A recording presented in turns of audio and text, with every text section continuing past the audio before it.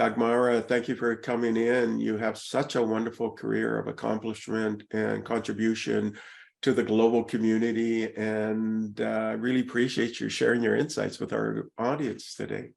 It's a pleasure to be here. Thank you so much, Stephen, for introducing me and inviting me. So, Dagmara, you, as I mentioned, have this remarkable career. There must have been maybe 2 or 3 inflection points in your life that made this wonderful person you are today, with its amazing contributions and accomplishments. And it could have been maybe when you were 3 or 5, or when you were in school. It could be some mentor. It could be past roles you had or your current role. Can you maybe describe 2 or 3 inflection points like that in your life? Well, it's interesting reflecting back, but in my case, I'm an unusual case. Number one, geography was my passion.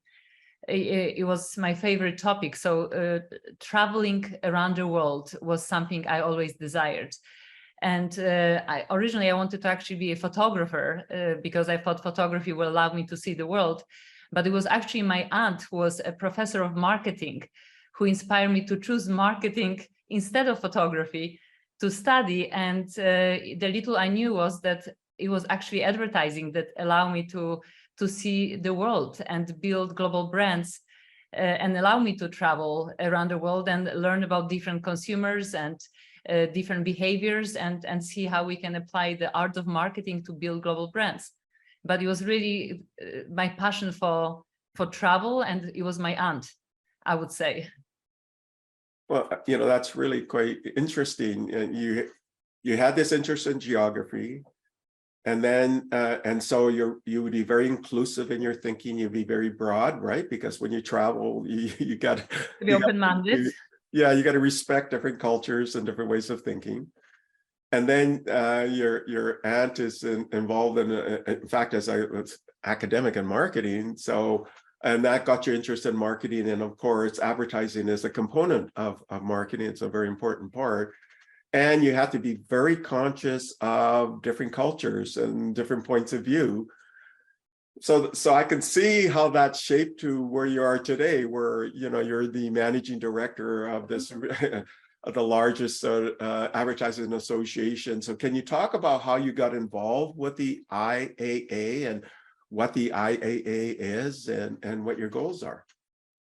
So I spent almost 20 years building global brands across a variety of advertising agencies, as well as I had my own consultancy. But when I reached to my 50th birthday, I realized, it's time to give back. And I was approached by the IAA with the idea to help modernize really a heritage association that was 8 years old at that time. And I had a lot of luxury experience. And with any luxury brand, you always look back to the heritage of the brand. So when I dig deep into the heritage of IAA, I found out that it was founded at the Harvard Club 80 years ago back then, with a vision to serve as the global compass for the marketing communications community. So actually we had a compass in the logo. And then 40 years later, somebody came in and got rid of this compass and put 3 letters, IAA, because all the other associations had 3 letters in the name. And obviously by doing this, it was a big mistake, because it removed kind of the leadership position of IAA from its pedestal. So I thought maybe the assignment is not too difficult. I'm going just to bring back the meaning of the compass and relaunch the association with completely new identity. And this is what we did with the whole leadership team of IAA, which is really truly the largest global association in the world, serving the industry by thought leadership, providing the latest knowledge in the fastest changing industry in the world. We relaunched it as the Global Compass 5 years ago and have been growing. So we, unlike a lot of associations, we accept the members from all of the sectors of the marketing communications industry, and we harvest this knowledge from both the practitioners as well as the academia to really point the industry to what's coming next in building high-value brands. And we do this through a portfolio of conferences, through webinars, through content, but also by bringing together the most influential members from around the world. We are we have the ambition to be the most influential network, coming from different sectors who exchange ideas and knowledge to really help share with the industry what does it take today to build high value brands. And it's a very exciting time to be in this industry because of technology. The world is changing. It's changing at a pace that we've never seen before. So the industry really needs constantly be educated and re-educated, and not just the industry, but also the academia. We talk very often to students who really feel like their professors don't have enough knowledge to keep them up to speed. This is why they can tap into IAA as well. And we have a lot of members coming from the academia to get the latest knowledge. That's fascinating. So you're encompassing the science of marketing and the science of advertising and communications, and you're making sure that that's up to date, and it's infused with all of these amazing technologies that are out there. And then you're assuring that the organizations and the companies that are involved, and then the individual sole practitioners that are involved in marketing, communications, and advertising are also engaged, so that you have this, as you indicated, like a North Star or a compass to guide them, to inform them, to collaborate together to ensure that you're going to be the most effective in enhancing brand messaging and so on. Did I get that right? Yes, absolutely. I mean, we are very, very inclusive, and it's critical that we really harvest knowledge from everybody. Obviously, paying attention to the fact that at the top level, we need to have the most progressive players to be part of the IEA to truly deliver on the vision of the Global Compass. And we really constantly, I mean, COVID was a very challenging time, as we all know, and we felt like this was a perfect moment, perfect opportunity to showcase our industry in front of governments as well, and to show to the governments that creativity and innovation are key strategic assets in helping to revive economies, and governments should be paying more attention to our industry, because they should actually see our industry as a strategic asset to help improve economies and to provide knowledge and innovation on how to deal with all those challenges, just like the pandemic, for example. But we are able to do this because we have truly all of the stakeholders of the industry. We can very easily tap into vertical expertise to provide knowledge related to what does it take today to build high value brands. And this is also a very interesting topic on its own, because highest value brands today, most of them still come from North America. But what we are noticing is that the other regions like Western Europe, even Asia, they're also producing those highest value brands. But the continents like Africa, for example, even Latin America, where there is no enough knowledge about what does it take today to build high value brands. So IEA, on one hand, provides global knowledge to all of the countries around the world, but also we are able to identify the most innovative brands and knowledge coming from a specific country to inform the rest of the world. So kind of it works both ways. On one hand, we share global knowledge, but also we amplify local knowledge to make sure that the knowledge there is a good knowledge exchange between the two ecosystems, global and local.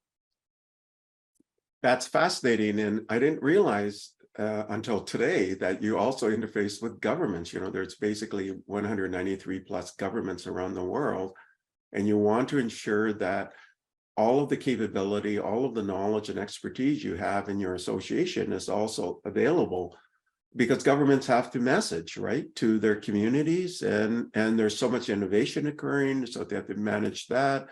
They have to manage all of the challenges as well as the opportunities, and make sure they get that messaging right. So you're working with governments. And then you talked about the different regions of the world, and you know, I'm an investor, so I know that Africa now is a big rising area, and it's really to enable Africans who are in Africa to be able to own and then to grow all of the different aspects that are happening within Africa. But also they're sharing, because there's a lot of expertise in different parts of the world. So you're saying that that sharing can help in accelerating, maybe leapfrogging some of the some of the marketing communications and advertising that's occurring within the African context, that local context of the global and local. So within that messaging, then, which are the fastest growing regions of the world? I'd imagine something like India or Africa would be the fastest growing, or not? Asia and Africa for sure, but even Central Europe, we have been leveraging some of the fastest growing regions. For example, we have a conference in Africa called Africa Rising, and this year is going to be our 5th edition because, to your point, we recognize that there is a big opportunity to educate some of those fast emerging economies and really make them and share the knowledge, global knowledge with them so they can accelerate growth. So we have this conference in Ghana called Africa Rising, where we bring global knowledge to the African community. And we are growing that community with the objective to share best practices and latest trends so we can benefit local economies. And very often we introduce local regulatory people, government people, so they can learn as well. And so there can be really a greater collaboration between the industry and the governments, so that we can also create smarter regulation moving forward. Because very often what we find is that the knowledge is changing so fast and governments don't get educated on time to really proactively collaborate with our industry to develop smart regulations, for example. Yeah, and so I can see the personalization and the localization of precision, because you really have to match the local community as well. When you're doing the best practices, you have to tailor or tune to that local community. But you mentioned government regulation. How does so? I'm new to advertising, so tell me, what does that mean? Making sure that policy fits what you're doing. Well, public policy and government affairs is there are big activities in our industry. So we have a policy council. We have a global policy council run by Jeff Greenbaum, who is the chairman of GALA, Global Advertising Lawyers Alliance. He's a real vertical expert. They have offices across 80 different countries. So Jeff at IEA is in charge of opening really creating bridges with governments around the world during our conferences to make sure that we educate governments on the latest development in our industry so they can be better informed. Because as you can imagine, the public policy ecosystem is extremely fragmented. Just look at the privacy issues. Obviously, Europe had started it. The US has very sophisticated public policy, but it's all very fragmented. So imagine if you are a global brand and you want to operate around the world, just the cost of really dealing with lawyers to understand privacy policies around the world is very costly. And if you're a small business, you can't afford all of this. So it's really critical that we simplify this very fragmented ecosystem. So IEA, this is one of the things we deal with at IEA. We help to educate the industry and governments with the ultimate objective to really simplify a very fragmented ecosystem. So Dagmara, this idea of policy and how that interleaves and why it's so important. You talked about privacy. Of course, that's on everybody's mind and the regulation associated with that. And of course, advertising is so critical and infused with all of these aspects. So can you talk about what you would like to do from an expansion standpoint of your organization and how different communities out there can get engaged with your organization to build out more so what your vision is for your IAA? Well, in order to really walk the talk of the global compass, to deliver on this vision, we really have to be in as many countries as possible.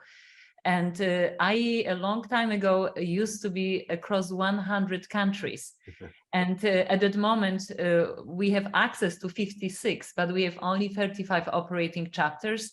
So I would love and welcome anybody who is interested in opening an IA chapter in countries where we don't operate, because I believe in order to advocate for truly global yet responsible ecosystem, we have to work together as really as a global community. So it really will take the whole world to help create this responsible and smart ecosystem where creativity and brands can thrive. And we are not there yet in terms of the number of chapters. So I would welcome anybody from the marketing communications industry who is a founder or a CEO of any company in one of the sectors of the industry to reach out to us and see if we can work together. And we have all the tools to really open chapters in places where we don't operate currently. Dagmara, we explored this marvelous history you have, and we talked about the inflection points that led to where you are today in your career, and it's continuing. We talked about the history of the IAA and the communities that you interface with, including governments and the fact, the impact of governments because of policy and privacy, and I could see why that's important. And your mission, of course, is to grow IAA into the 193 countries around the world, because that's sort of like the UN distribution of countries, 193 and maybe a little bit more. And because you've got a legacy of being in the majority of the countries of the world. So now in this remaining part, what I'd like to do is get into some of your history. I mean, you came from Poland, and then you moved to the US and you worked with some of the biggest brands in the world like Unilever and P&G and so on. I'd like to explore some of that experience and the lessons you gained, and then we'll get into some of the metrics of advertising and trends, and then we'll get into the impact of technology, because advertisers are one of the most progressive users of technology in the world today. So, okay, so first of all, your history, because I mean, it's quite remarkable. I mean, I was reading your background, like literally P&G, Unilever, Pfizer, Estee Lauder, Ralph Lauren, Taylor Swift, I mean, fragrance, you know, in real estate. And so, I mean, it just covers the spectrum. So can you talk about some of the lessons you gained from that and your journey with regards to that? And there must be behavioral changes, right? If you're marketing and doing advertising in Asia versus in America, can you describe, you know, what are some of the challenges and how do you overcome it in this advertising process? Well, I don't know where to start. There is a lot to cover, but you know, I spent 20 years building global brands. I was very lucky to kind of start doing this early on in my career. I moved to Hong Kong a year and a half after really starting my career in Poland, and was very lucky to work with some of those consumer packaged goods who tend to be very strategic and very KPI oriented to help launch entirely new categories in Asia Pacific, like mouthwash. Which was a challenge because, as you can imagine, in some of the parts of Asia 20 years ago, even brushing teeth twice a day wasn't a habit. So it was a fascinating experience launching mouthwash or yogurt, launching cheese, craft cheese across the whole region, where in some parts of Asia, children hated the taste of cheese because they were growing up eating rice. But in Indonesia, for example, because of the Dutch influence, children loved cheese because this was something they grew up with. But, you know, to make a long story short, after working with so many different categories across different countries in the US, you know, globally, in Europe, in Latin America, there is one universal truth, really. There is one formula to building global category leading brands. And really the art of marketing lies in infusing a commodity with an emotion. If you can do this well, this positioning can really translate across the whole world. So the art of building the brand, the mission, the values, really has stayed the same for all those years. But what is changing is really how to really engage with consumers because of all those technology changes, all the consumer behaviors changing. And this is what's so fascinating. And today, obviously, again, the building blocks of strategy have not changed so much. the who, the what, and the how, but really technology completely has revolutionized the way consumers are engaging with brands. And it's not very easy for people around the world to catch up with this. And what I realized through my experience is that not every market in the world has the luxury to have the latest knowledge on how to build global brands. So what we do at IEA, we help to democratize this knowledge. And we really leverage the best practices from around the world and make them accessible to every corner of the world. And I think this is kind of the noble mission of IEA, democratizing that global knowledge, because I really believe the world will be a better place if more markets, more economies had the knowledge on how to build high value brands, because right now the highest value brands are still in North America, in Western Europe, in some of the Asian countries, but in Africa, in Latin America, in Central Europe, there is no really high value brands that can compete really with some of the greatest, largest brands in the world. So this is, I think, the knowledge I have gained over the years. The fact that brands are built and activated different today, but the basic blocks have not changed. And providing this knowledge to the rest of the world is a big opportunity for an association like IEA. So I'm just doing some real-time analysis of what you're saying.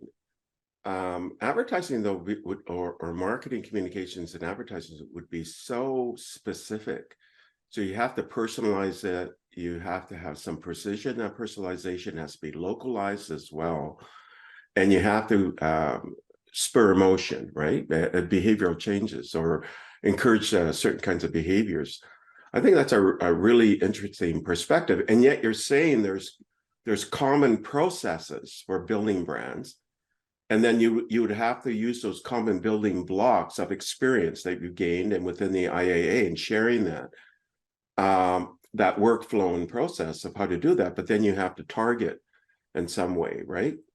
So did I get that right?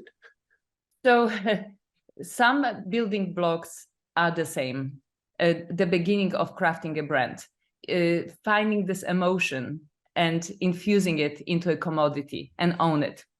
So this is kind of the part that stays the same, but how you activate it and build it and how you develop a marketing plan, a communication plan to activate it, this obviously has changed significantly.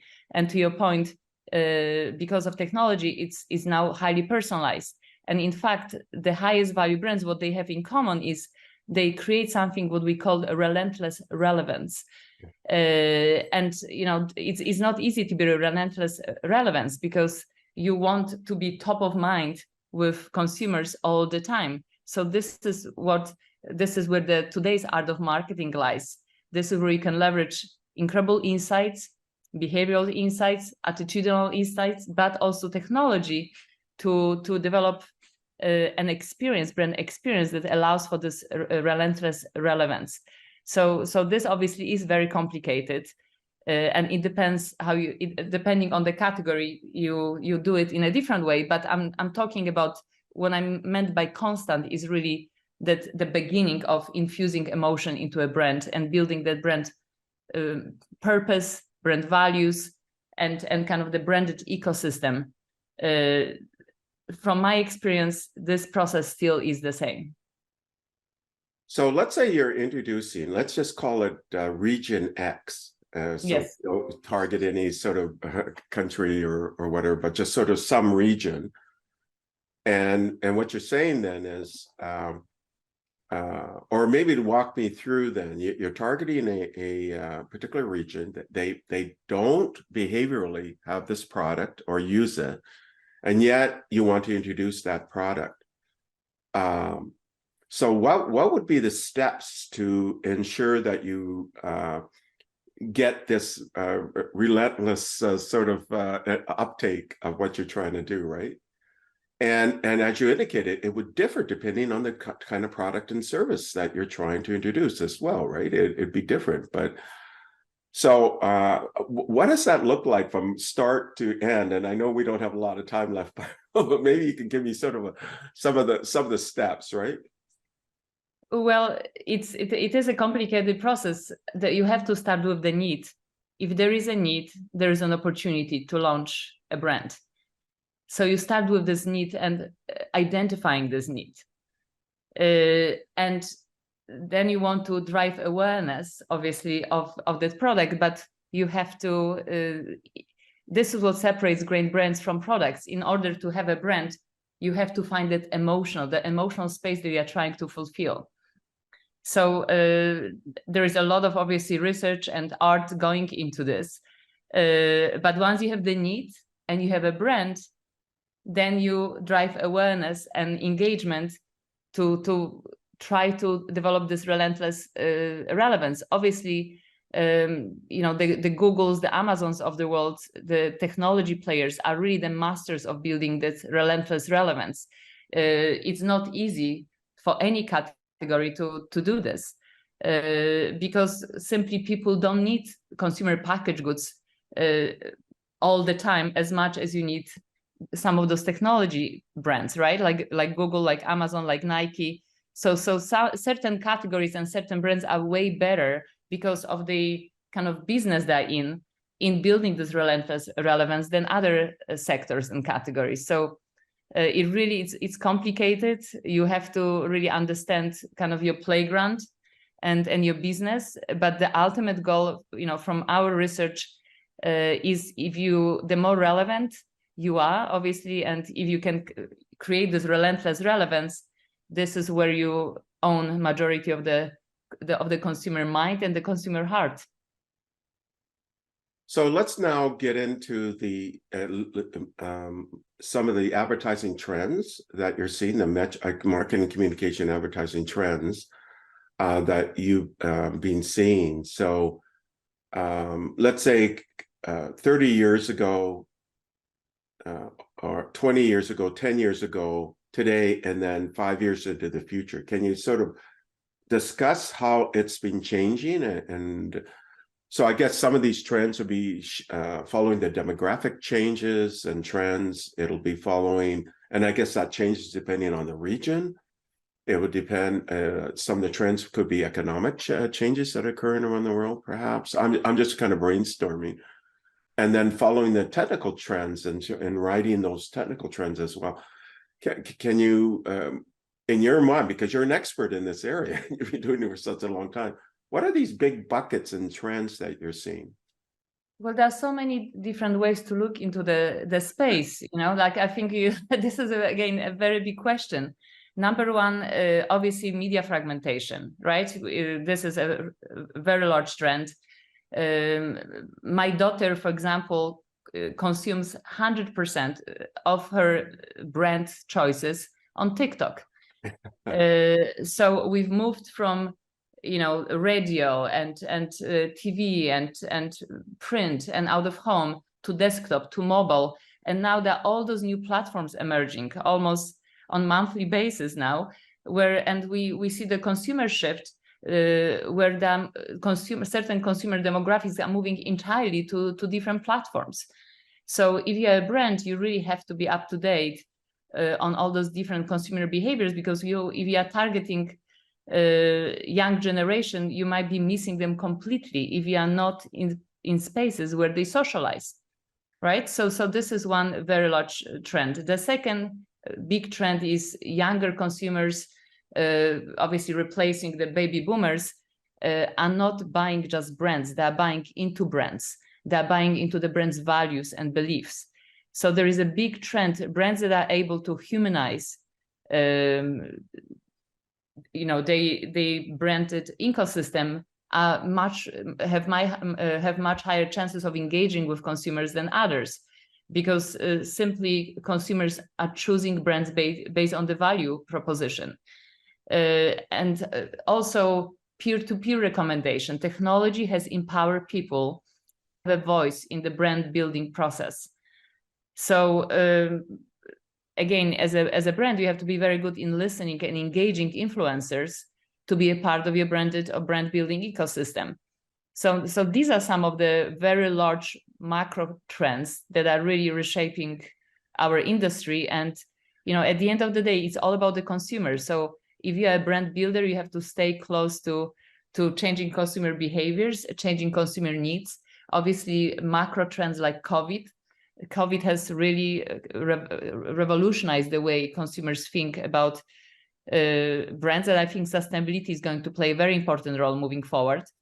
And more brands have to pay attention to sustainability, and not just from a communication point of view, but from a brand strategy point of view. Consumers are smart enough today to really do research and recognize brands that are really authentic. So authenticity is becoming very, very important. So these are just some of the trends we are seeing. You know, that's fascinating. I could see just doing a whole hour on talking about these trends and really mining them for some detail. Okay, let's now shift, because it's been underwriting much of what we're talking about, or foundational, is technology, right? You talked about radio as a technology medium to communicate, then television. Oh, I guess originally print to a large extent, then and radio, then television, and of course the internet. And then within the internet, social media and search, right, as being some of the largest platforms. But now you're seeing this rapid rise of generative AI, Yes. where companies can actually use this tool to write copy, for example, right? Advertising content, and the behavioral characteristics that this could uncover. So can you talk, and the metaverse, right? Or this idea of the metaverse, you know, that sort of the term maybe has lost favor right now, but the technology is going to increase, these immersive technologies that are out there, where you can experience a particular brand, and you can even try things on virtually, right, through these immersive experiences, which would be this metaverse idea. And then you can get into blockchain and all of those concepts associated with blockchain and what that means. So, and you know, marketing communications would be one of the foremost users of this. In fact, you probably would be the frontier users of that. So, out of all of the technologies now, then in your mind, what do you think is the most promising coming up that you think it is going to completely change your field? Well, all of those technologies are contributing significantly to reshaping our industry. And I think the key is not to be afraid of it. The key is to embrace it and test it. I think this is really what has been the learning over time. But on the other hand, I think the industry needs some governance and guide in terms of what are the best practices and how to use the technology in a way that's not harmful and it's safe and it's transparent. So I think the industry right now, as we speak, is really thinking through how to build this governance. And of course, early adopters from our industry are embracing all of those technologies all the time and learning. And I think this is why this industry continues to be one of the most exciting industry to be in. It's highly innovative, it's highly creative, and it's so fragmented, you know, from based on the different sectors of the industry, that there are so many opportunities for innovators. But certainly all of those technologies just continue to bring new ways to build brands, new ways to engage with consumers. You know, it's really, all of them will contribute to really building new brands, to building brands in different ways, to making our lives easier as industry. But as I said, we have to be very cautious to make sure that we do it in a way that's responsible and transparent. And at the end of the, while allowing really for the freedom of commercial speech, and while allowing for creativity to thrive, to continue to thrive, because this is what's the most exciting thing about our industry is really applying creativity and innovation to help improve people's lives. This is what our industry is all about. Yeah, in fact, your industry would be at the center of the creator economy, right? I mean, That's right. There's a sort of democratization of creation. That's right. Everybody, people are participating in the creation as well. I think this is another big trend. Consumers we were supposed to have our last Congress, ironically, in St. Petersburg, and the theme of the Congress was supposed to be power to people, because we really believe that people will only increase in power in terms of what they're demanding from governments, from businesses, from brands, and we as the industry really have to pay close attention to this. And on one hand, allowing people into the process and listening to them, while really still keeping the artistry and the art of building remarkable high value brands. So it's very exciting times ahead of us. But there is a lot of different, obviously, work streams going on as we speak. It's never a boring industry, and we have to see what all the new technology changes will bring. Because we as IEA, we always point the industry to the next frontier and work with, we are very lucky to have access to a lot of experts from around the world who advise us on how to take advantage of those latest developments, but also how to turn this challenge into an opportunity. And this is what we do. This is what we try to do. We try to provide this global advice to the rest of the world. That's really fascinating. I can see now how you could be the intersection of everything. Well, it is, the ecosystem is quite complicated, but I think, as you mentioned, a lot of governments don't realize the value of brands and the value of our industry to governments and societies, the value of creativity and the value of innovation. And with governments changing so quickly, very often we don't have the time to really educate that governments, because then a new government comes and they have to be taught again. So we have to figure out how to be better about knowledge sharing between sectors, but also globally. So Dagmara, we're down to our final question, and really it's an open platform for you, and we only have about 2 minutes left, and that is, what are your final recommendations to the audience? Stay creative, get passionate about creative, and experiment. I think we are in the most exciting times to be in this industry. And I think the last topic I didn't mention, diversity, equity, and quality. We have to embrace diversity as a strategic asset. There is a beauty in having diverse voices, diverse ideas coming from all over, and we as the industry should embrace it. So we welcome as many voices to join IEA, because we really advocate for diversity, and we believe that the beauty of the IEA network is this, our internationality and our diversity, and we would welcome you to learn more about IEA. Well, thank you again, Dagmara. I mean, definitely there's power in aggregating diverse forces, right? Diverse points of view, and that's where you get even more creativity and innovation. And you are the center point of that as managing director of the IAA, with a tremendous history of success, and you're bringing all of those insights into the organization. I very much appreciate you coming in and sharing so much with our audience. Thank you so much for inviting me. Thank you for listening to the Brand Called You videocast and podcast, a platform that brings you knowledge, experience, and wisdom of hundreds of successful individuals from around the world.